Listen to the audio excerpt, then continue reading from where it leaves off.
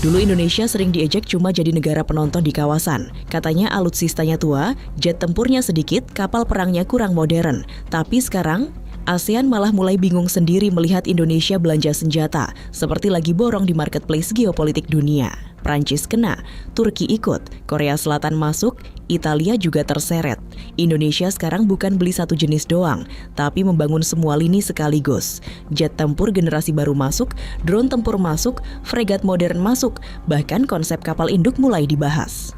Dan yang bikin banyak negara makin garuk kepala, Indonesia bukan cuma membeli, tapi mulai masuk ke kerja sama produksi dan transfer teknologi.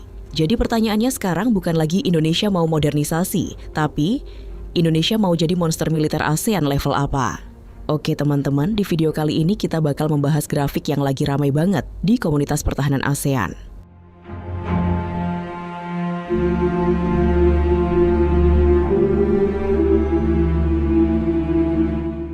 Di gambar itu terlihat daftar pengadaan pesawat tempur Indonesia dalam beberapa tahun terakhir.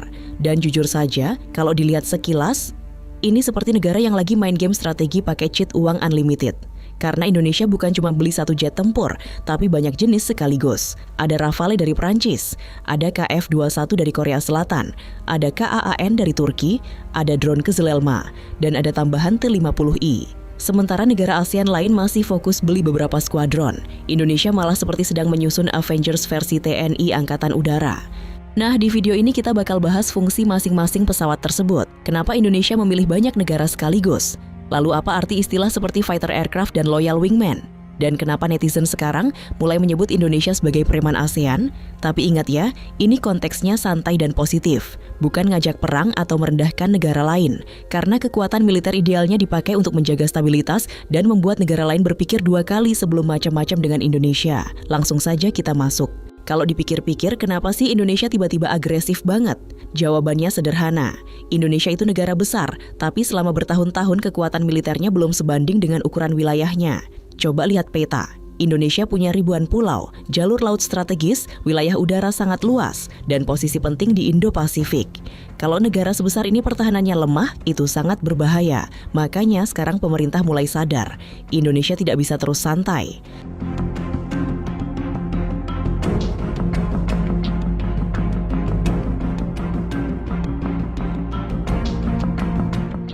Apalagi dunia sekarang makin panas.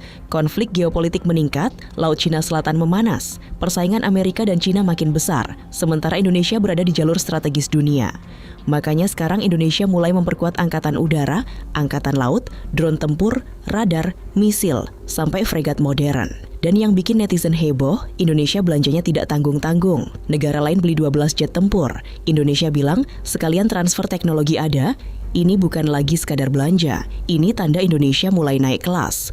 Sebelum lanjut, kita pahami dulu istilah-istilah di dunia udara. Karena banyak orang melihat semua pesawat tempur itu sama, padahal fungsinya beda. Pertama, fighter aircraft. Ini adalah pesawat tempur utama untuk melawan pesawat musuh di udara. Tugasnya duel udara, menguasai langit mencegat lawan, dan melindungi wilayah udara. Contohnya Rafale F-16, Su-35, dan KF-21. Kalau diibaratkan fighter itu petinju utama di udara. Lalu ada attack aircraft, fokusnya menyerang target darat seperti tank, markas militer, kendaraan tempur, atau kapal perang. Beberapa pesawat sekarang bersifat multi-role, artinya bisa duel udara sekaligus menyerang darat.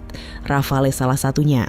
Nah, berikutnya ada istilah loyal wingman. Ini yang paling modern. Loyal wingman adalah drone tempur pendamping jet tempur manusia.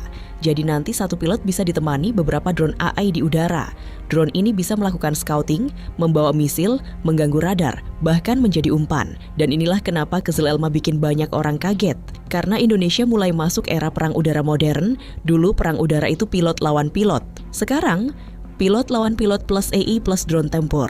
ASEAN lain mulai melihat Indonesia sudah bicara loyal wingman, sementara mereka belum sampai ke tahap itu.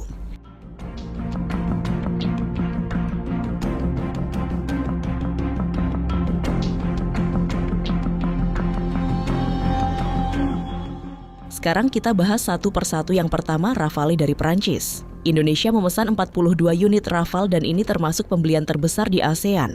Saat ini beberapa unit awal sudah mulai datang ke Indonesia.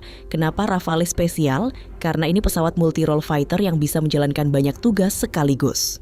duel udara, serangan darat, serangan laut, sampai misi pengintaian.